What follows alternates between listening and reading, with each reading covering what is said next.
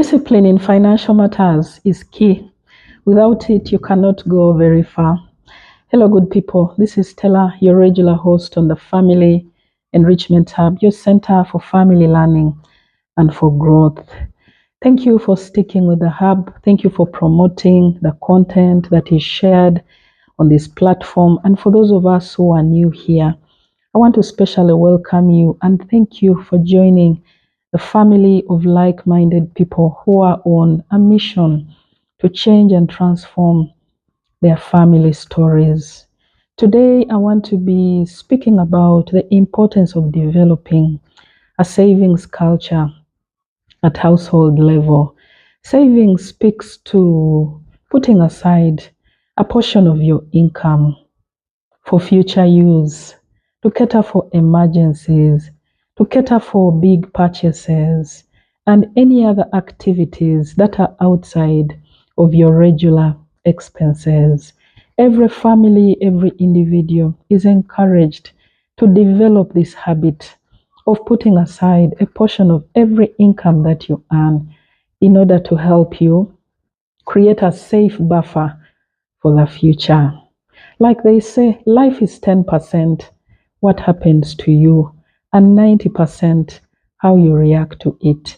When it comes to our money matters, it is closely related. It is really not how much you earn at the end of the day, but what you do with what you earn is truly what matters at the end of the day. I'm also reminded of the past generations of our ancestors who used to survive on farming activities.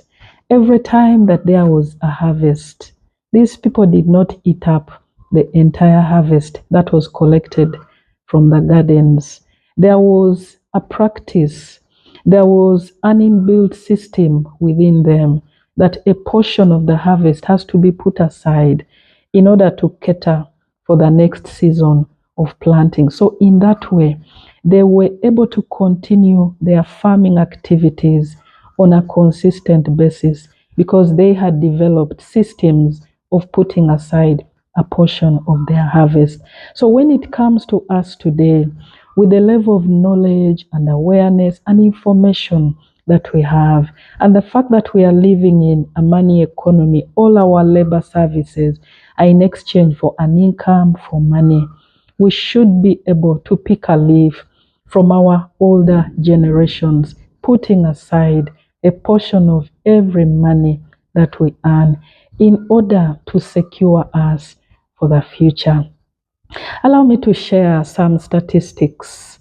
A research was done by Bank of Uganda 3 years ago just to study our savings habits and behaviors as Ugandans. And this is what they found. And I read, savings culture in Ugandans is still quite weak. And they say 51% of Ugandans couldn't cross to the next day, financially speaking, while 85% could not sustain themselves for 15 days. The report also indicated that 25% of Ugandans take savings seriously, while 75% say they can't meet their day-to-day needs. And basing on these findings, the team concluded that many Ugandans are engaged in meaningful work which earns them an income. However, they need to develop a personal discipline of putting aside a portion of their incomes for purposes of savings. That is the statistics from Bank of Uganda. Allow me to share some insights with us with regard to the subject of saving. If you keep spending 100% of your income, you are living extremely dangerously and you won't go far, financially speaking. Like the financial experts tell us, that on every income that you earn, there are 3 directions that it will take. A portion will go to consumption, another part will go to savings, another part will go to investment. And like we rightly know, there are families that spend 100% of their income on consumption. And we also know the families that spend a big portion of their income on savings and investments so that they can create a healthy buffer for themselves for the future, to grow their incomes and grant themselves the much needed financial independence and freedom. There are so many different options and methods that can be used for every individual household to start a savings culture.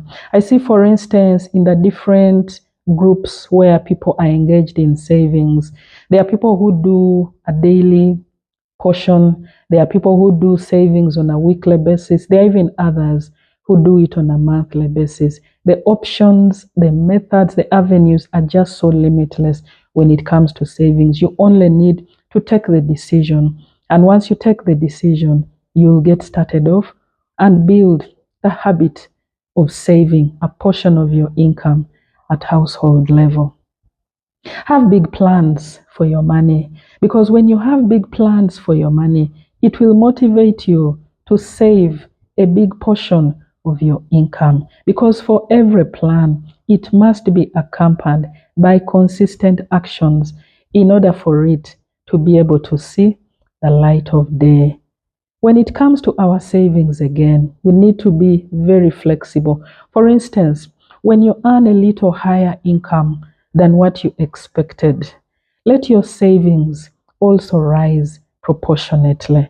When the income has dropped to below what you expected, you also need to adjust your savings accordingly in order to match the decrease in the income. Savings culture is not something that will just happen automatically.